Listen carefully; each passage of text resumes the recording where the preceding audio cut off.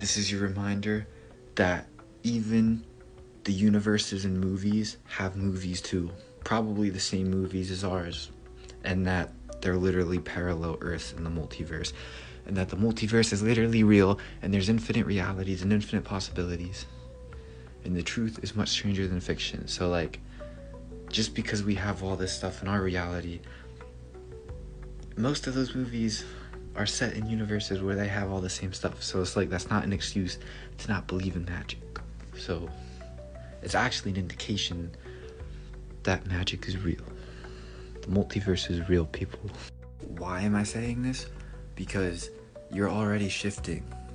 Like, every belief, assumption, intent, and all of that directly influences your current reality. It influences the timeline. You guys ever hear of the Mandela effect? Those are actual parallel Earths that you shifted from for one reason or the other. It could have been you incrementally hopping over the course of so many years unknowingly, or it could have been some collective collapse or something. Who knows? Both are possible because there's infinite possibilities. You see what I'm saying? So anything's possible. But the trick is grounding it into the nervous system and embodying that. That is sovereignty. And you can't do that until you face everything that you need to face. So what you need to do is, say you're dealing with some false light parasitic beings that are siphoning off of you, either physically or astrally. You just say, I see you. You say, I see you. Well, first you drop into your center and you say, I see you, in your most serious self. And then you say, I do not flinch.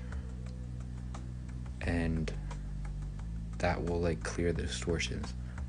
Then with your own BS, like your own anxiety, your depression, your dissociation, your social awkwardness, 10% battery, you also say, I see you, but this time, because they're yourselves, aspects of yourself, you say, I see you, I thank you for helping me survive.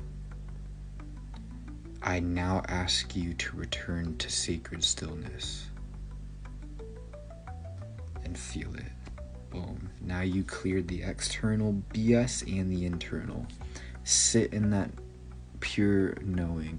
Because when you say, I see you, it literally dissolves any, like, bad spell work that's against you, that's literally keeping you from seeing you. It's basically like the master key.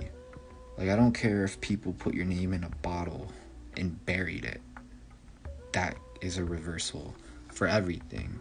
That's like the highest degree, because that's true integrated wholeness. That's you stepping into your real source flame, if you will. So once you do those things, it's going to be so much easier to regulate your nervous system. Therefore, it's going to be easier to ground, not be siphoned, especially if you're starseed light worker and you deal with energy siphoning. And your assumptions, your law of assumptions, your manifestations are going to hold much more weight, and they're going to actually do stuff more. In other words, you're going to manifest 10 times easier, and it's actually going to be fair play.